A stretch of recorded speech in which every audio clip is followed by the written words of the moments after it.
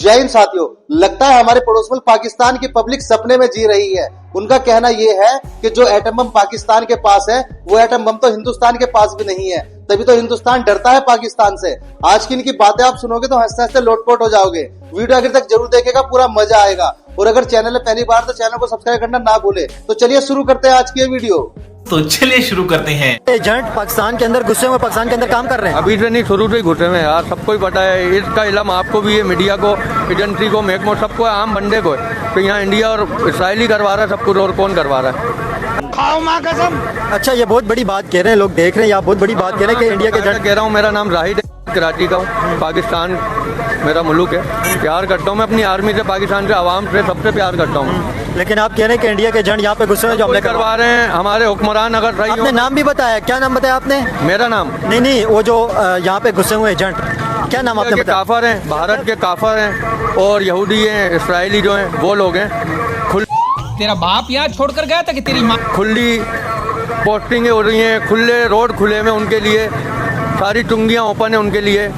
अभी अफगानिस्तान की आप बात करो, अफगानिस्तान से तो लड़वा दिया, अब हमारे वाले जा रहे हैं बांग्लादेश की तरफ कि वहाँ से तजारती काम करेंगे। इसका इल्म आपको भी होगा। अब बांग्लादेश से पहले लड़े हुए थे, हैं सब मुसलमान, मगर ये पीछे के लोग करवाते हैं, मान जाते हैं।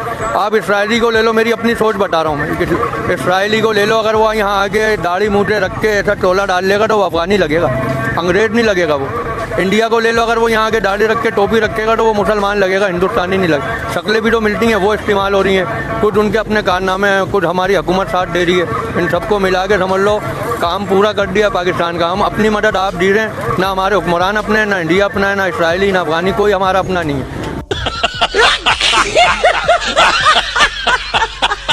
भी सऊदीया से, ये जो हमारा बड़ा अच्छा कंट्री है, हम दोस्त कंट्री समझा जाता है, उन्होंने ये बोला था कि भाई 90% जो वहाँ पे बेकारी हैं वो पाकिस्तान से जाते हैं। तो अब आप कैसे हम ये कहें कि भाई वो पाकिस्तान से नहीं जाते, वो उन्होंने मेरी बात सुने, वो अफगानिस्तान से हैं। अच्छा, वो इंडिया से हैं। अच्छा। जो हमारा नाम इस्तेमाल करते हैं। और नहीं सर, उसमें बहुत सारे लोग वो कहते पाकिस्तानी, जहाँ को पकड़ा जाता है पाकिस्तानी, अफगानी पकड़ा जाए पाकिस्तानी, इंडियन पकड़ा जाए पाकिस्तानी, बांग्लादेशी पकड़ा जाए पाकिस्तानी, वो नाम हमारा यूज करते हैं। हमारा मुल्क इतना भी बुरा नहीं है जितना लोग प्रेडिक्शन करते हैं। वर्ल्ड बैंक के इस वक्त जो प्रेसिडेंट है वो एक इंडियन है, अजय बंगा। एक इंडियन ने पाकिस्तान को लोन दिया है, किस पे क्या कहेंगे? नारा दे बहन जो पाकिस्तानी हो गए, जो कर्जा मांग रहे हैं, इनको तो मांगना ही नहीं चाहिए। इंडिया तो वैसे ही झुक गया था धमाकों से, याद है? अभी धमाके वमाके बोल रहे थे, इंडिया में कर दिए, ये कर दिया, पाकिस्तान को बर्बाद कर दिया, खुदाई दिखा रहे थे सब। आपका क्या ख्याल है, इंडिया का हमें गांडू बनाया जा रहा है, नहीं जा रहा है? सच नहीं। सच कह रहे हैं, झूठ कह रहे हैं? आप क्या समझते हैं कि इंडियन से कर्जा लेना चाहिए? इंडियन से नहीं लेना चाहिए। हम तो बोलते हैं अमेरिका कुत्ते से नहीं लेना चाहिए। जियो। अबे हम तो खुद इस काबिल है, हम सबको खिलाने वाले हैं। हमें पाकिस्तानी, हमारी जमीन सोना उगलती है, पर तुम माजूर हो, पाकिस्तानी माजूर हो। आप कुछ भी बोलो, ये नहीं सुनने वाला। एटम बम जो सा हमारे पास है वो इंडिया के पास नहीं है, ठीक है? इंडिया के पास जो इतने बड़े बड़े मिसाइल हैं वो मतलब इतना कुछ है, वो तो उनके लिए, जो हमारे पास एटम बम है उसके आगे तो वो कुछ भी नहीं है ना। अच्छा, यानी जो हमारे पास एटम बम है उसके मुकाबले में इंडिया पास वो बिल्कुल इस टाइम जो है ना फुल पावरफुल है। इसके बाद पाकिस्तान, जी बिल्कुल, पाकिस्तान का जो एटम बम है ना वो सबसे पावरफुल है। तो एटम बम का हमने क्या करना जब हमारी इकॉनमी इतनी कमज़ोर है, हमारे इधर महंगाई इतनी ज़्यादा है, हमारे इधर अपना कोई फॉरेन पॉलिसी नहीं उस तरीके से बन पाती, तो एक बम को रख के, हमने एटम को रख के क्या करना है? चल झूठ। हमारे जो मोदी जी है ना, मेरे जुबान पे हमारे क्यों चढ़ा हुआ है कि यार हमें खुशी होती है, हमारा हमसाया मुल्क इतनी तरक्की कर चुका है कि देखे पूरी दुनिया में इज्जत है। आज वो टॉप 4th मुल्क में इंटर हो चुके हैं, ठीक है? चाहे आप उनको चांद पे उतरते हुए मुल्कों में देख लें, क्रिकेट में देख लें, या उनकी इकॉनमी देख लें, हर लिहाज से वो टॉप 5 के अंदर इंटर है। इंडिया मगर क्यों?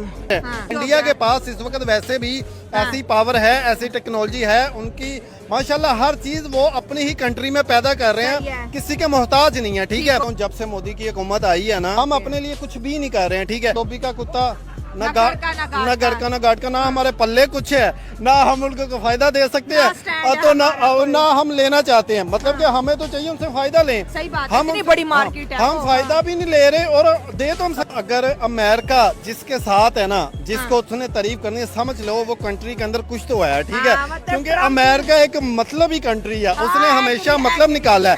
तो जब अमेरिका ने इंडिया की तारीफ की है, समझ आए कि इंडिया के अंदर कुछ है। बस हवा निकल गई। पाकिस्तान का एक निजी जी इस्लामिक बैंक, वहाँ रात को मुजरे करवाए जा रहे हैं, डांस पार्टीज हो रही है, लोग शराब नोशी कर रहे हैं, लोग बहुत सी गलत हरकतें कर रहे हैं।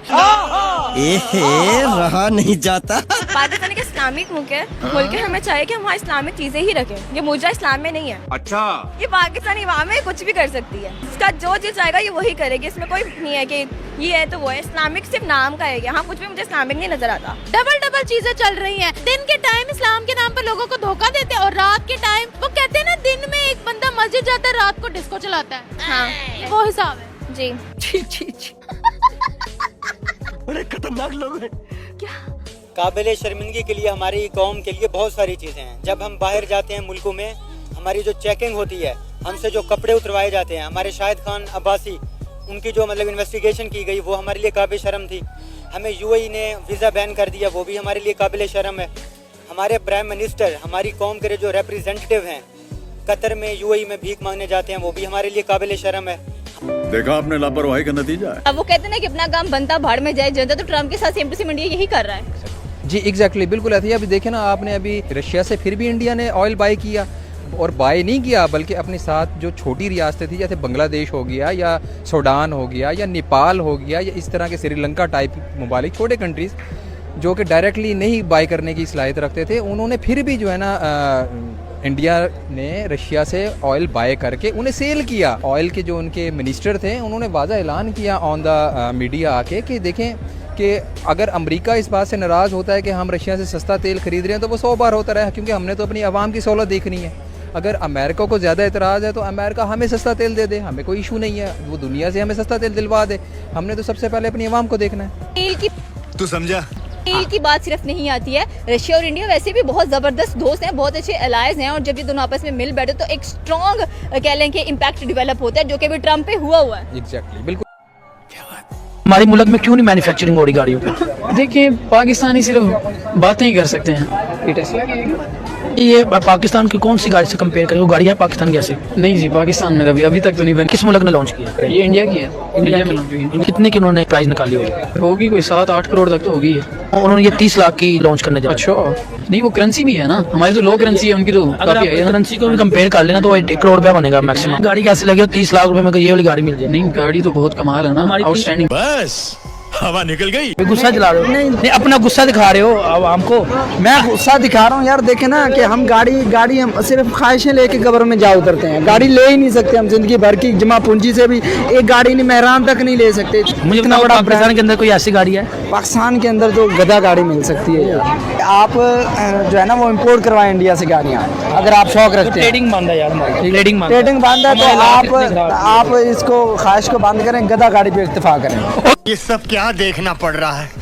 अच्छा है मैं अंधा हूँ। इंडिया में नरेंद्र मोदी ने आज बड़े बड़े ऐलानात कर दिए। नंबर 1 जो बड़ा धचका देने वाला ऐलान था, इंडिया जो है एक ऐसा चक्र बनाएगा जो आयरन डोम की तरह या फिर अमेरिका के गोल्डन डोम की तरह होगा, और ये चक्र इंडिया को महफूज रखेगा। और ये चक्र इंडिया का जी सिर्फ और सिर्फ 10 सालों में बनने वाला है। मतलब इंडिया भी आयरन डोम की तरह अपनी फिजाओं को महफूज कर लेगा। और इसके साथ साथ उन्होंने तेजाज की बात की। मेड इन इंडिया, दोस्तों मेड इन इंडिया ये एक ऐसा टैग है, जब इंडिया से इसकी गूंज उठती है, इसका नारा लगाया जाता है, तो यूनाइटेड स्टेट ऑफ अमेरिका की टांगे कांपती है कि भाई इंडिया क्यों मेड इन इंडिया की बात करता है। उन्होंने बोला कि हमने अपने फाइटर बनाए हैं, इंडिया के तमाम इंजीनियर, तमाम प्रोफेशनल्स मिलके जी इसका इंजन बनाया, और इंडिया जो है एयरक्राफ्ट के मामले में भी इंडिपेंडेंट होना चाहता है। नो डाउट इंडिया जो है मिलिट्री में काफी ज्यादा इंडिपेंडेंट हो चुका है। तू समझा? हाँ। नहीं, तू समझा नहीं। ट्रम्प अपना मजाक बनवा रहा है 150 करोड़ भारतीयों के बीच। नहीं, इंडियन जो है ना वो बहुत सोच से काम लेते हैं। उन्होंने F-35 रैप्टर के बजाय Su-47 लिए, 57 रशिया से लिए। हाँ। तो इस बात को जो है ना हमने माननी होगी कि उसकी पॉलिसी अच्छी है। और ये 25 टैरिफ जो लगा रहे हैं ट्रम्प उस पर, तो वो सारा मामला ये नहीं है, वो तो उससे जो है ना बदला ले रहे हैं। हाँ। कि पाकिस्तान नोबेल प्राइज़ हमें दे रहा है और आप ये लोग रशिया से ये Su-57 ले रहे हो। हाँ। तो इसकी वजह से इंडिया और अमेरिका का रिलेशनशिप बिगड़ गया। और ये मजीद बिगड़ेगा कि यहाँ पे रुक जाएगा? यार ये रुक जाएगा। हाँ, ये विदिन 25 या इस महीने में रुक जाएगा, डील बन जाएगी। डील बन जाएगा। ये तो फॉरेन पॉलिसी अच्छी है, बीजेपी का बहुत अच्छी है, तो इसलिए ये रुक जाएगा। डॉक्टर अजय शंकर को अमेरिका भेजेंगे। हाँ, वो तो फिर जो है ना मामला 2-3-4 महीनों में हल जाएगा ये। हल हो जाएगा। थैंक यू सो मच, बहुत अच्छा लगा आपसे बात। तू साला भोला दिखता है लेकिन है एकदम होशियार हो लुच्चा। कि मैंने हमेशा अमेरिका को दोगला कहा है। अच्छा। मैंने हमेशा अमेरिका को कहा कि ये कभी किसी का नहीं बन सकता, ये किसी का साथी नहीं है, ये किसी का दोस्त नहीं है अमेरिका। और इंडिया की अगर आप बात करते हो, मुझे लगता है कि अमेरिका कोई बात अपनी मनवाना चाहता था हिंदुस्तान से, उन्होंने वो बात मानी नहीं। इस तरह के तरीकों से हटकंडे जिसे कहते हैं ना ब्लैकमेल करने का सिलसिला, लेकिन उन्हें ये नहीं पता कि हिंदुस्तान का प्राइम मिनिस्टर आज मोदी है, आज कोई और नहीं है। अब मोदी ने अपना फ्रांस का भी सारा सिलसिला शेड्यूल जो है ना वो भी कर रहे हैं। और चलो फ्रांस को भी छोड़ो, अगर prime minister Narendra Modi China के साथ अपने तल्लुकात बेहतर कर ले तो फिर पीछे अमेरिका क्या रह जाता है? कहाँ गई इसकी सुपर पावर? अरे चाइना के डर है ना, उसे चाइना को लेके डरता है वो हमेशा। तो अगर इंडिया ने चाइना के साथ दोस्ती कर ली तो फिर अमेरिका कहाँ गया? और हिंदुस्तान कभी भी अमेरिका से नहीं डरता था, क्योंकि आप पिछले चंद साल आप निकाल के देखें, उन्होंने अमेरिका के अगेंस्ट बड़े फैसले किए हैं जो अमेरिका के सदर को भी वो पसंद नहीं थे फैसले। प्राइम मिनिस्टर नरेंद्र मोदी के साथ उनकी अनबन भी होने लग गई थी किसी मामलों के ऊपर, लेकिन आज जो उन्होंने कर दिखाया है। क्या बात है सर, क्या बात है सर, क्या बात, ये बात है। हम पूछ रहे हैं यहाँ पर स्टूडेंट को फ्यूचर कैसे देख रही है पाकिस्तान के अंदर? पाकिस्तान के अंदर ऑनेस्टली कोई फ्यूचर नहीं है। अच्छा। बट देखें क्या होता है, बहुत से जो स्टूडेंट्स हैं वो फॉरेन कंट्रीज में ही जा रहे हैं। आपको अगर ऑफर हो फॉरेन से तो आप चली जाएंगी? I am already trying to be. तो पाकिस्तान के अंदर कौन रहेगा? पाकिस्तान को कौन सर्व करेगा? पाकिस्तान के अंदर ना तो अवाम अच्छी है ना हुक्मरान अच्छे हैं। अब दोनों चीजें अच्छी नहीं है तो खराबी होगी। दीदी वाह दीदी। नहीं दीदी वाह दीदी। रिसेंटली एक सर्वे भी आया था कि 2 करोड़ से ज्यादा पाकिस्तानी मर्द जिनकी अभी सिर्फ एक ही शादी हुई है वो दूसरी शादी की ताक में बैठे हैं, और जिनकी दूसरी हुई वो तीसरी शादी की ताक में है, जिनकी तीसरी हो चुकी है वो चौथी शादी की ताक में बैठे हुए हैं। अम्मा चली बनाने। मैं पर्सनली ये कहूंगी कि अगर तो मतलब कोई मर्द है वो अफोर्ड कर सकता है, फाइनेंशियली वो इतना स्टेबल है, वो दूसरी तीसरी शादी कर सकता है, तो वो करे, इसमें नहीं है। तौबा तौबा, बड़े खमीज के बच्चे। आप अपने शोहर को सेकंड मैरिज के लिए परमिशन दे दोगी? हाँ मैं दे दूंगी। दूसरी तीसरी चौथी जितनी मर्जी शादियां करे, यू हैव नो इशू। 2 कर ले, तीसरी चौथी दूसरी कर लिया, तीसरी चौथी करने में क्या बुराई है? फिर बात तो सही है। कर ले इजाजत है। थू है ऐसे लोगों पे। कैसे कैसे लोग रहते हैं यार यहाँ पर। साला तुमको पागल कुत्ते का गाड़ी उठा के ले जाएगा, बता रहे हैं हम। ट्रम्प का एक इनविटेशन जो पर्सनल इनविटेशन था बायलैटरल मीटिंग का, वो नरेंद्र मोदी ने रिजेक्ट किया है। उसकी आप देखें ना, वो रिजेक्ट किया क्यों था? आपको पता है कि बड़ी नेशनलिस्ट नेशन है इंडिया, और अब उन्होंने ये कहना था कि आप ये कह लें कि अगर ये इनविटेशन नरेंद्र मोदी एक्सेप्ट करते तो बड़ा फर्क आना था कि जिस अमेरिका को हम लोग आंखें दिखा रहे हैं, जिसको हमने कहा है कि we will not purchase F-35 जो है, और उसके बाद आपके पास जो है हमें टैरिफ से कोई फर्क जो है वो भी नहीं पड़ता। आप जिस तरह 1 अगस्त से टैरिफ स्टार्ट किया गया, फिर 7 अगस्त को कहा गया, फिर 25 अगस्त को उसके 27 को उसकी डेडलाइन जो है वो दी गई, फिर उसके बाद उसको जो है वो एक्सटेंड कर दिया गया अक्टूबर तक। अक्टूबर के बाद जो है हम इसको रिकंसीडर करेंगे और सोचेंगे कि हमने ये टैरिफ जो है वो इम्पोज करना है या नहीं। तो ये सारी बातें थी, और फिर अगर वहाँ का विजिट करना, अब एक नरेंद्र मोदी के पास भी आप ये कह लें कि एक सेफ साइड आ गई है। कौन है ये लोग, कहाँ से आते हैं? आज हम बात कर रहे हैं दुनिया के सबसे बड़े एग्रीमेंट, जी बिल्कुल दुनिया के बड़ी एग्रीमेंट। इंडियन गवर्नमेंट ने ये टेंडर जो है फ्रांस को दे दिया है कि वो 114 राफेल फ्रांस की कंपनी से खरीदेंगी। इस टेंडर की अगर बात करें तो पार्टिसिपेंट अमेरिका भी था, रशिया भी था, और अमेरिका ने ऑफर किया था F-21 जो कि इंडिया कभी भी नहीं कबूल करेगा। रशिया भी था क्योंकि रशिया ऑलरेडी इस कंपटीशन से काफी दूर निकल चुका है। तो लास्ट ऑप्शन बचती है फ्रांस से 114 राफेल इंडियन एयरफोर्स खरीदने जा रहे हैं। ये एक बहुत बड़ा फैसला है। सबसे पहली बात ये करेंगे, इतना बड़ा बजट इंडियन एयरफोर्स को जा रहा है राफेल की मद में, क्योंकि एक राफेल की कीमत $2 बिलियन के करीब बताई जाती है, और 114 घुमा ना सर आपका। अगली बात मैं आपको ये बताने वाली हूँ कि ये एक बहुत बड़ा टास्क है फ्रांस के लिए भी कि 114 त्यारे वो कब तक डिलीवर करेगा। लेकिन इंडियन एयरफोर्स इतनी बड़ी तादाद में राफेल क्यों खरीद रही है? इंडिया अभी मजा आएगा ना भिड़ो। इंडिया जब इस तरह बाहर से असला वगैरह ले रहा है, अपने डिफेंस के लिए जहाज वगैरह ले रहा है, तो ये दुनिया के लिए खतरा है। खतरा है, अच्छा। खतरा है, और पाकिस्तान के लिए भी खतरा है। भाई ये बदकिस्मती नहीं है हमारी कि 70 रुपए यूनिट खरीदते हैं यार हम लोग, दुनिया का महंगा तरीन आटा लेते हैं, दुनिया का महंगा तरीन पेट्रोल खरीदते हैं हम लोग, अपने बच्चों की फीसें हम लोग इतनी महंगी तरीन फीसें देते हैं। हिंदुस्तान में बच्चा छोटा सा वो घर से लेने आ जाते हैं कि यार ये बच्चा पढ़ेगा तो हमारे मुल्क का फायदा करेगा, और हमारे बच्चे जवान बच्चे घर में पढ़े हो तो कोई पूछता नहीं कि पढ़ने गया कि नहीं गया, ये जाहिल है, ये मोटरसाइकिलों का काम करेगा, ये गाड़ियों का काम करेगा, ये गारमेंट्स का काम करेगा। भाई इंजीनियर बनेगा ये बात क्यों नहीं करते हो कि हमारा बच्चा डॉक्टर बनेगा, ये बात क्यों नहीं करते हो कि हमारा बच्चा जो है पढ़ लिख के कुछ बनेगा, इस मुल्क का फायदा करेगा। क्या बात है सर, क्या बात है सर, क्या बात, ये बात है। आप देखिए, आपने कहा है कि हम इम्पैक्ट पड़ता है, सोसाइटी इफेक्ट करती है, कल्चर इफेक्ट करता है आसपास का, लेकिन हिंदू लोगों ने, इंडियंस लोगों ने अपने कल्चर को तो नहीं छोड़ा, हमारे कल्चर या किसी के कल्चर को तो नहीं अपनाया, ना ही उनके ऊपर असरात नजर आते हैं। ऐसा क्यों है? बीइंग अ मुस्लिम हम लोग को की क्या फेम है दुनिया में, हम किस वजह से मशहूर हैं? हम टेररिस्ट हैं, हम बुरे काम करते हैं, और उसको हम प्रूफ किस तरह से करते हैं? हम पाकिस्तानी या किसी मुस्लिम कंट्री का कोई बंदा अगर बाहर चला जाता है, डिसऑनेस्टी करते हैं, हम अपने काम को पूरी तरह नहीं करते, तो हमने ये टाइम गुजरने के साथ साथ हम लोग अपना इमेज जो था वो खराब करते जा रहे हैं दुनिया की नजर में। नहीं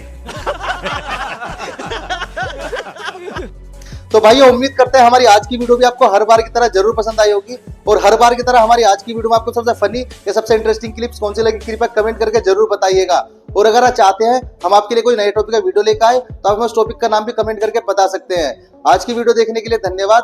कल फिर मिलते हैं एक नई वीडियो के साथ। जय हिंद, जय भारत, वंदे मातरम।